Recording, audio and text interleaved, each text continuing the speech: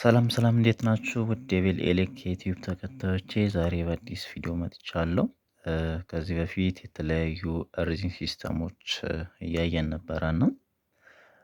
ከነዛ ከአምስቱ ውስጥ አራቱን አይተናል። ዛሬ የመጨረሻው ነው የምናየው።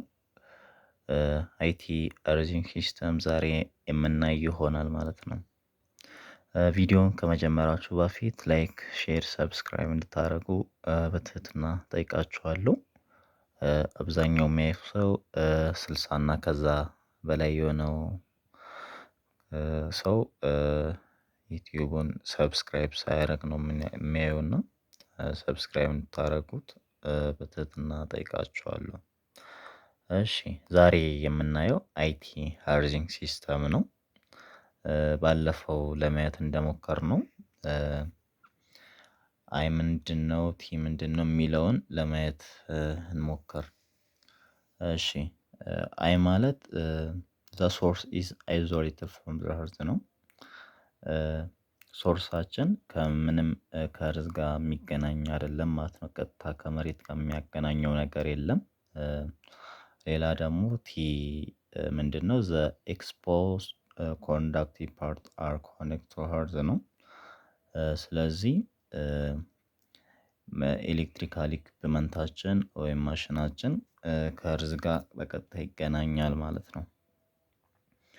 እሺ ባለፈው እንዳያችሁት እዚች ጋር ፓወር ሶርስ አለ፣ እዚች ጋርም ተመሳሳይ ፓወር ሶርስ አለ፣ ሰፕላይ ኬብሎች አሉ።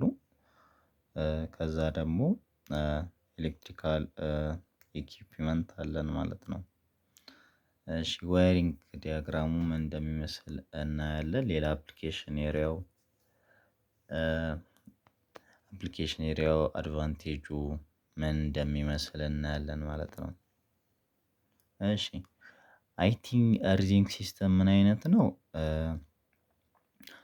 ለምሳሌ ከዚህ በፊት ቲኤንኤስን አይተን ነበር አይደለ? ቲኤንኤስ አንዱ ላይናችን ከኢኩፕመንት ጋር ኮኔክት ቢያደርግ ያው ትሪፕ አድርጎ ይመልስ ነበረ እና ይሄኛው ከዛኛው ትንሽ ለየት የሚያደርገው ለዛ ነው። አይቲ ትሪፕ ሲያደርግ በዛኛው እንትን ብሬከራችን አይመልስም ማለት ነው። እንደ ቲኤንኤስ ብሬከራችን አይመልስም። ስለዚህ ይሄኛው ከዛኛው ለየት የሚያደርገው ፎልት ቢፈጠር ወዲያው ትሪፕ አድርጎ አይመልስም ማለት ነው። እሺ አይቲንግ ሲስተማችን ለዲስትሪቢዩሽን ማለት ለቢውልዲንጎች ብዙ አይመከርም፣ በጣም ውስብስብ ስለሆነ ማለት ነው።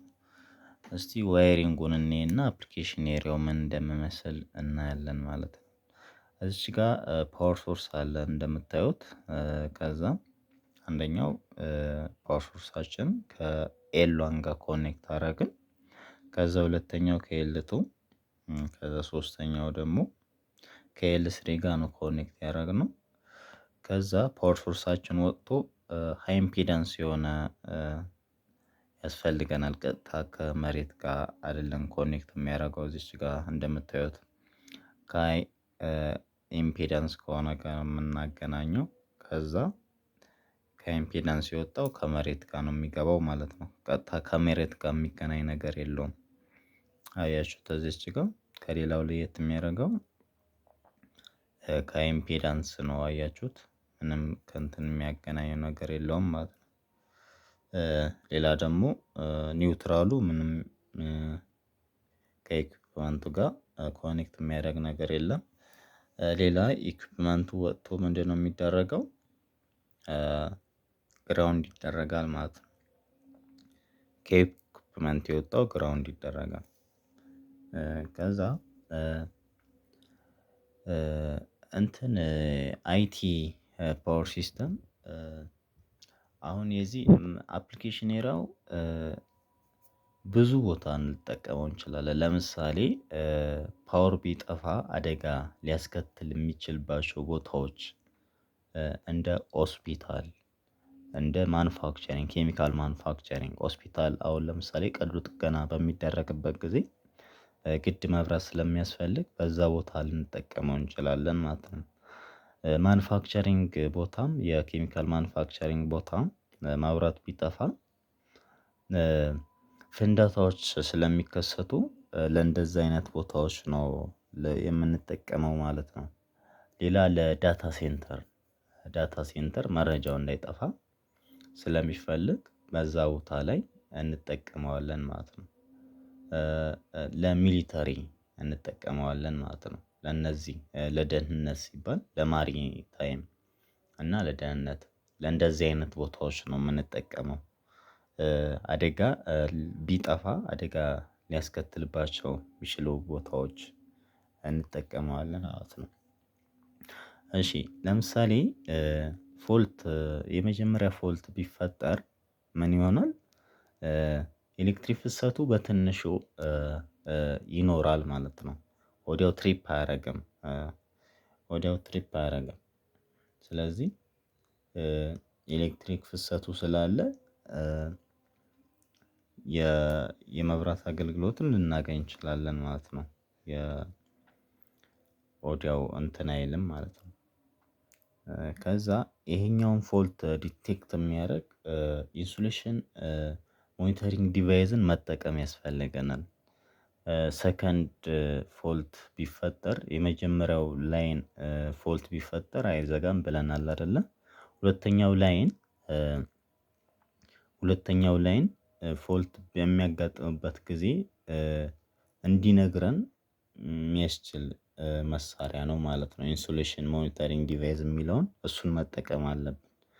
እሱ ከተጠቀምን ቀድመን እንድንሰራው ኢንስታል እንድናደርገውና ሜንቴን እንድናደርገው ይጠቅመናል ማለት ነው። ይሄኛው ዲቫይስ ሁለተኛው ፎልት ቢፈጠር የሁለተኛው እንትን ላይናችን ፎልት ቢፈጠር ትሪፕ አድርጎ ይዘጋል። የመጀመሪያው አይዘጋም ብለናል ኤሌክትሪክ ፍሰቱ በትንሽ ይኖራል ብለናል። ከዛም የሁለተኛው እንዲነግረን ደግሞ አስቀድሞ እንዲነግረን ኢንሱሌሽን ሞኒተሪንግ ዲቫይስ መጠቀም አለብን ማለት ነው። ይሄኛው እንደ አድቫንቴጅ የሚወሰነው የእንትን ቶሎ ስለማይዘጋብን እሱ እንደ አድቫንቴጅ ነው የሚወሰነው ወዲያው ትሪፕ ስለማያደርግብን ማለት ነው። እንደ አድቫንቴጅ ነው። ሌላ በሚዘጋበት ጊዜ የቶሎ እንትን የማለት ነገር የለውም የእሳት አደጋ አያስከትልም በዛ ምክንያት ወዲያው የሚፈጠር የእሳት ነገር አይኖረውም ትንሽ ኤሌክትሪክ ፍሰቱ ትንሽ ስለሆነ ኤሌክትሪክ አደጋ የመቀነስ አይነት አለው ማለት ነው። ሲቀጥል ደግሞ ወዲያው ትሪፕ ሲያደርግ ራሱ የኤሌክትሪክ አርክ አይፈጠርም ማለት ነው። የእሳት የፍንዳታ እንትን አይፈጠርም ፍንዳታ አይፈጠርም ማለት ነው።